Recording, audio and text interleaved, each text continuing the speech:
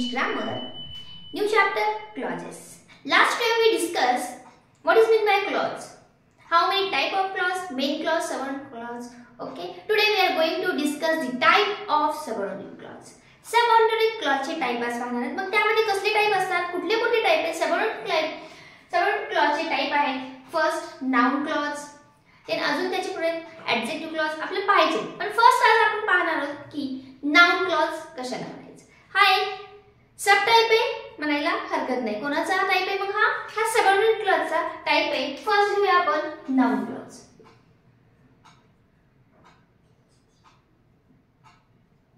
Noun clause. What is mean by noun clause? सगळ्याला वाटेल name आलं की झालं नाउन क्लॉज. आयडेंटिफाय करायला सोपं आहे. ओके चला तुमचं म्हणणं बरोबर आहे. नेम मग नेमच येणार आहे का? नाही. नाउन क्लॉज मीन्स आपल्याला आता नाउन क्लॉज कसे असतात तर नाउन क्लॉज कसे असणार आहे? नाउनच्या जागी एखादं क्लॉज येणार आहे. जसं की सब्जेक्ट ऑफ वर्ब असणार आहे. काय असणार आहे? Subject of the verb, complementary of the verb, object of the verb अशा प्रकारचं आपल्याला आधी ओळखायला शिकायचं आहे आणि मग त्यानुसार आपल्याला तुम्हाला क्लॉजेस ओळखायला शिकता येईल. मग पहा नाउन क्लॉज कसे ओळखायचे एक शॉर्ट मध्ये तुम्हाला सांगते. सेंटेन्स घेते. राम एक्झाम्पल आहे फॉर जस्ट किल रावण. आता यामध्ये तुम्हाला पहा राम कोण आहे आपल्याला माहिती आहे? सब्जेक्ट आहे. ओके राम काय आहे? सब्जेक्ट आहे. मग या ठिकाणी राम हा काय आहे? सब्जेक्ट ऑफ वर्ब आहे. हे काय आहे? Subject of verb. राम कोण आहे? Subject of verb. मग या ठिकाणी जर क्लॉज आली तर आपण त्याला काय म्हणायचं? This is the noun clause. कशानुसार? सब्जेक्ट ऑफ वर्ब नुसार ही कुठली आहे? नाउन क्लॉज आहे. म्हणजे या ठिकाणी सुद्धा काय होते? नेम निघून जाते किंवा नेमच्या जागी सेंटेन्स येतं. नेमच्या जागी काय येतं? सेंटेन्स येतं. आपल्याला समजायला पाहिजे मग this is the noun clause. Next आता याच ठिकाणी घेतलं राम. या ठिकाणी जर क्लॉज आली तर मग काय म्हणायचं? हे एक झालं टाइप. सब्जेक्ट ऑफ वर्ब नुसार आपण नाउन क्लॉज इथे पण येऊ शकते. ओके कधी कधी रावणच्या जागी येऊ शकते. राम किल रावण. रावणच्या जागी जर आली तर त्याला म्हणायचं object of verb. Me short मध्ये लिहिते object of verb.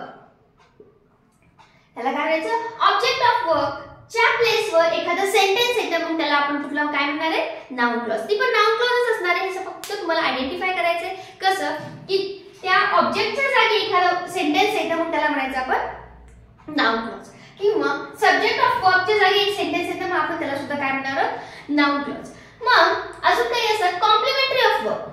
Complementary of verb या सेंटेन्स मध्ये आपण दोन भाग घेतले की ऑब्जेक्ट ऑफ वर्ब आणि सब्जेक्ट ऑफ वर्ब. मग एक सेंटेन्स घेते. Kamala is a doctor. पहा एक सेंटेन्स आहे. ओके यामध्ये अ डॉक्टर हे आहे कॉम्प्लिमेंटरी ऑफ वर्ब. हे ऑब्जेक्ट नाहीये. मग अशी त्याच्यामध्ये ऑब्जेक्ट होता. कुठला होता?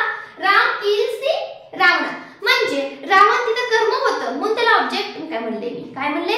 ऑब्जेक्ट म्हणले. आता इथे ऑब्जेक्ट नाहीये. इथे कर्मच नाहीये वाक्यामध्ये. मग हे डॉक्टर काय आहे? हे कर्म नाहीये. हे आहे complementary of verb. Complementary of verb आहे. काय हे? Complementary of verb.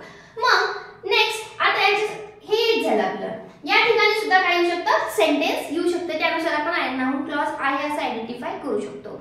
नेक्स्ट अजून एक झालं तर ऑब्जेक्ट ऑफ प्रिपोजिशनच्या जागी सुद्धा म्हणजे ऑब्जेक्ट ऑफ प्रिपोजिशन कसं ओळखायचं? चला एक सेंटेन्स सांगते तुम्हाला. I spoke to Manoj. आता आहे आय स्पोक टू मनोज म्हणजे ऑब्जेक्ट आलाय. ऑब्जेक्ट आलाय. हा आहे ऑब्जेक्ट ऑफ प्रिपोजिशन. का? पहा टू मनोज आहे. काय हे? टू मनोज म्हणजे प्रिपोजिशन आपण व्हिडिओ मध्ये टाकला आहे. प्रिपोजिशनचा ज्यांना कोणाला प्रिपोजिशन थोडा पण डाऊट असेल तर ते व्हिडिओ पहा. एंडला पण तुम्हाला दिसणार आहे हा व्हिडिओ. अदरवाइज त्याची लिंक मी आय बटन करते. तुम्हाला प्रिपोजिशन म्हणजे काय तो कसं आहे आयडेंटिफाय करता हे सुद्धा तुम्हाला थोडाफार ट्रिक्स मिळून जातील आणि तुम्हाला सोपंही वाटेल. ओके म्हणजे टू मनोज हे काय झालं आहे? आपलं ऑब्जेक्ट ऑफ प्रिपोजिशन. या जागी सुद्धा या नामाच्या जागी सुद्धा काय येणार आहे? आपल्याला सेंटेन्स येणार तर मग आपल्याला आयडेंटिफाय करता येतं की this is the noun clause. Okay मग चला पाहूया. तुम्हाला शॉर्ट मध्ये सांगितलं object of preposition, complementary of verb, subject of verb हे कसं असतं. आता एक सेंटेन्स घेते त्यानुसार बघूया नामाच्या जागी कसा वापर झालेला आहे. सेंटेन्स. ओके फॉर एक्झाम्पल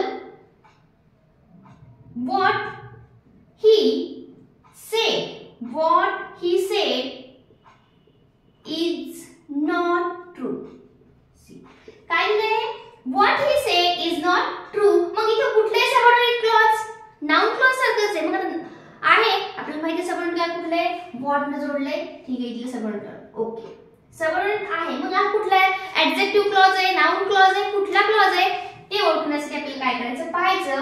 मुख्य वाक्यामध्ये कर्त्याच्या जागी काय वापरलंय? मी एक सेंटेन्स वापरलंय आणि त्या म्हणजे हे कशाचं इथं काम कशाचं करायला या ठिकाणी इट इज नॉट ट्रू असं म्हणू शकतो. म्हणजे हे दोन वाक्य कशाच्या जागी आले?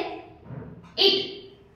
ओके, आणि या ठिकाणी आपण इट इज नॉट ट्रू हे म्हणलंय म्हणजे इटच्या ऐवजी काय वापरलंय? एवढं सेंटेन्स वापरलंय. मग हेच काय झालं आपलं? सब्जेक्ट ऑफ वर्ब नुसार हा नाउन क्लॉज. कशानुसार आहे? सब्जेक्ट ऑफ वर्ब नुसार. कारण सब्जेक्टच्या जागी आलंय, कारण मुख्य जो कर्ता आहे त्या जागी हे सेंटेन्स पुट झाले. त्यामुळे हे काय झाले? Subject of. का? तिथे इट लिहिलं की सेंटेन्सचा अर्थ क्लिअर होतो. ओके, त्यामुळे हे पण नाउन क्लॉजचे एक्झाम्पल. नेक्स्ट आता बघूया कॉम्प्लिमेंटरी साठी एक बघूया. सेंटेन्स लिहिते इट इज ट्रू. पहा, हे तुम्हाला ओळखू येईल लगेच. That he can come tomorrow. आता इथं कुठलं आहे? इथं तुम्हाला आयडेंटिफाय करायचं असेल तर त्याच्यामध्ये टू बी चं रूप असणार आहे. एवढं लक्षात ठेवायचं. काय ठेवायचं लक्षात? टू बी चं रूप असणार आहे म्हणजे कॉम्प्लिमेंटरी ऑफ वर्ब असणार आहे. ऑब्जेक्ट नाहीये ह्या सेंटेन्स मध्ये. कॉम्प्लिमेंटरी ऑफ वर्ब कसं? It is true that he can come tomorrow. हे बरोबर आहे. He can come tomorrow. तू देऊ शकतोय असं सांगितलेलं आहे. इथून इतकं सेंटेन्स हे काय आहे? Subordinate clause. मग कशानुसार आहे हे काय झालेलं आहे? हे एखादी कॉम्प्लिमेंटरी आहे त्या ठिकाणी एक वाक्य ऍड झालेलं आहे. ह्यात ऑब्जेक्ट ऑफ क्लॉज म्हणजे आपण जे काय म्हणतो object of verb, subject of verb त्यानुसार चाललोय आपण. तुम्हाला फक्त मग एखाद्या वेळेस येऊ शकतं as per the which rule this is the noun clause. Okay, म्हणजे आपण मगाशी बघितलं हे काय होतं? सब्जेक्ट ऑफ वर्ब नुसार हे नाउन क्लॉज आहे. मग हे कसं आहे? This is the complementary of verb नुसार हे नाउन क्लॉज आहे. मग हे कसं ओळखायचं? हे ओळखायचं की टू बी चे रूप असतं याच्यामध्ये, जसं की बिकम, सीन अशा प्रकारचं. आता बघा इथे काय आलेलं आहे? It is true. पूर्ण सेंटेन्स होत आहे that he can come true. एक लक्षात ठेवायचं ऑब्जेक्ट आलाय का ह्याच्यात? नाही. सरळ माझं मग कॉम्प्लिमेंटरी. मग complementary of verb. Okay, simple. Then next आता बघूया ऑब्जेक्ट ऑफ वर्ब नुसार कसं नाउन क्लॉज ओळखायचं.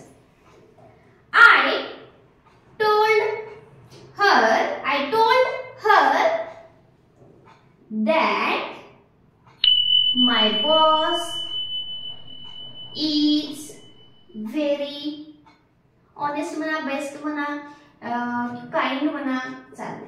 Okay, honest. I told her मी म्हणलो कोणाला? तिला. that my boss is very honest. बघा I told her मी काय केले? आता याच्यामध्ये काय आले? ऑब्जेक्ट ऑफ वर्ब मध्ये काय होते? टोल्ड, सेड, बिलीव, नो यापैकी काहीतरी आलेलं असतं. मग इथं आले टोल्ड. काय आले इथं? टोल्ड आले. सेड पण असू शकतं. ओके, तुम्हाला हे डायरेक्ट इनडायरेक्ट स्पीच मध्ये आपण केलेलं आहे. I told her. हर न काय केले? नंतर पुढचं काय? that my boss is very honest. हे काय झाले? आता इथं सबऑर्डिनेट क्लॉज आले. म्हणजे काय असतं? याच्या नंतर कशाच्या? सेड, परत बिलीव, एक्सक्लेम याच्या नंतर कर्म वापरतात. त्यानंतर कर्म वापरता येतं. मग त्या कर्माच्या ऐवजी काय केलं यांनी? हे वाक्य काय करते? कर्माची भूमिका करायला म्हणजे ऑब्जेक्टची. काय करते? हे ऑब्जेक्टच्या जागी आले म्हणून ह्याला म्हणायचं object of clause. Sorry, object of verb. काय म्हणायचं याला? Object of verb. आणि त्यानुसार हे काय? Noun clause. त्यानुसार हे काय? Noun clause. म्हणजेच हे एक सबऑर्डिनेट क्लॉज आहे.